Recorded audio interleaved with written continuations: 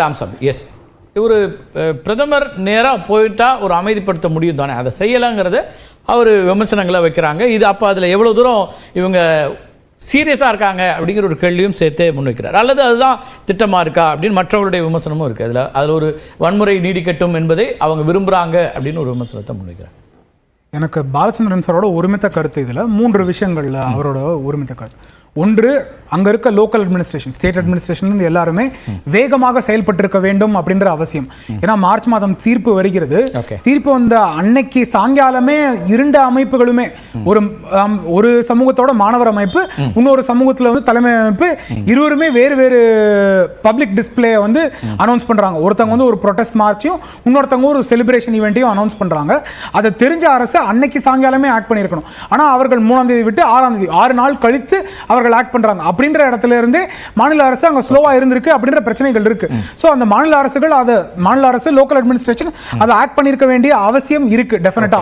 அதே மாதிரி இன்னொரு விஷயம் என்ன அப்படின்னா, பீஸ் அண்ட் டிரான்குலிட்டி இருக்கு அப்படின்ற போது ரெஸ்டரேஷனுக்கு வந்து முயற்சி செய்திருக்கணும். ஏன்னா மக்கள் வந்து இன்னும் வந்து அகதிகள் முகாமில் இருக்காங்க, இல்ல இன்னும் கவர்மெண்ட் எஸ்டாப்ளிஷ்மெண்ட்ல இருக்காங்க, இல்ல இன்னும் அவர்கள் வீடுக்கு திரும்பாத சூழ்நிலைகள் இருக்கு. அப்படின்ற போது நம்ம வந்து பீஸ் கம்ப்ளீட்டா ரெஸ்யூம் ஆயிருச்சு அப்படின்ற இது கிடையாது. அந்த இது கம்ப்ளீஷனுக்கு கொண்டு போயிருந்தாங்க அப்படின்னா இன்னைக்கு அதற்கான மாற்றம் வந்திருக்கும் அப்படின்ற பார்வை இருக்கு. ஆனா இதுல எங்க பிரச்சனை அப்படின்னா, நண்பர் பலர்லாம் என்ன சொல்றாங்க அப்படின்னா, இது வெறும் பாஜகவோட பிரச்சனை. அப்படி கிடையாது. பிரதமர் போகணும் அப்படின்னா, ராஜீவ்காந்தி அவர்கள் டெல்லியில் நடந்த கலவரத்தில் டெல்லியில இருந்துட்டு அங்க இருந்து கலவரம் நடந்த போது அவர் எதுவும் பேசவே இல்லை. அன்றைக்கு அவர் பேசுறாங்க. அவங்க பாஜகவோட பிரச்சனைன்னு சொல்லல, இந்தியாவோட பிரச்சனை. வன்முறை பாஜகவின் பிரதமர் அப்படின்ற வார்த்தையை பயன்படுத்தினாங்க. அதனால நான் அந்த யூஸ் சொல்றேன். அதனால பிரதமர் வந்து எல்லா இடத்துலயும் பிசிக்கலா இருக்கணும் இல்ல, அந்த இதை மேனேஜ் பண்றதுக்கான எஃபர்ட்ஸ் எடுக்கணும். நீங்க சொன்ன மாதிரி அங்க ஹோம் மினிஸ்டர் போறாரு, ட்ரூப்ஸ் இன்க்ரீஸ் ஆகுது, 10,000 ட்ரூப்ஸ் அப்போ மே மாசத்துல அனுப்பப்படுறாங்க. உடனே அங்க வந்து சிச்சுவேஷன் பெட்டர் ஆகுது, இன்னும் கம்ப்ளீட்டா சால்வ் ஆகல. நம்பிக்கை ஏற்படுத்துறது அப்படிங்கிறாங்க. பிரதமர் மாதிரி ஒருத்தர் போகும்போது அந்த மக்களுக்கு ஒரு நம்பிக்கை ஏற்படும், ஒரு தீவிரமான செயல்பாட்டில் அரசாங்கம் இருக்கு. ஏன்னா அவங்க முதலமைச்சர் மீதே குற்றச்சாட்டு வைக்கிறாங்க. இது வரைக்கும் அப்படியான நிலை இல்லை அப்படிங்கிறார். இல்ல, அன்றைய தேதியில முதலமைச்சர் மீது முதலமைச்சர் மீது குற்றச்சாட்டு 8 மாதங்கள் கழித்து வருகிறது. அன்னைக்கு வந்து மிஸ்மேனேஜ்மெண்ட் பற்றி மட்டும் தான் வருகிறது. சோ அதனால அந்த இஷ்யூ கிடையாது. பிரதமர் அங்க போறனால மிஸ்மேனேஜ்மென்ட்ல மக்களுக்கு நம்பிக்கை அதனால மட்டும் இல்ல, பிரதமர் பேசுறனாலேயே நம்பிக்கை வரும். பிரதமர் வந்து பப்ளிக்கா அந்த 72 நாட்கள் கழித்து பேசினதுக்கு அப்புறமே சிச்சுவேஷன் வந்து இன்னும் ப்ராக்ரெசிவா பெட்டர் ஆனதா நம்ம பாக்குறோம். இது எல்லாமே பேசும்போது அன்னைக்கு அந்த எஸ்ஓ வந்தது அப்படின்னு நண்பர் சொன்னாரு.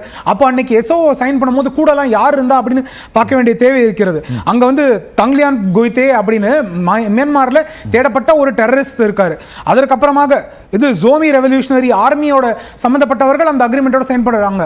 அவர்கள்லாம் இந்த எஸ்ஓவுக்கு என்ன சம்பந்தம்? அவர்கள் வந்து இந்தியாவை சார்ந்தவர்கள் கிடையாது, அவர்கள் இங்க இருக்க சமூக அமைப்புகள் கிடையாது, அவர்கள் மீது பிரச்சனை இருக்கிறது அப்படின்னு ஏற்கனவே இருக்கு. அப்ப அவர்களையும் ஏன் அங்க சேர்த்துக்கிறோம்? ஏன்னா அவங்க அந்த ட்ரேட் ரூட், இல்லீகல் ட்ரேட் ரூட்ல சம்பந்தப்பட்டிருக்காங்க, அதனால அவங்களை வந்து சேர்த்துக்கிட்டோம் அன்னைக்கு அக்ரிமெண்ட்ல அன்னைக்கு சொல்றாங்க. ஆனா அவர்களோட அங்க இருக்க 2 சமூகங்களுக்குமே மட்டும் இல்ல, 3 சமூகங்களுக்கும், நாகா சமூகத்திற்கும் அவர்களோட பிரச்சனை இருக்கு.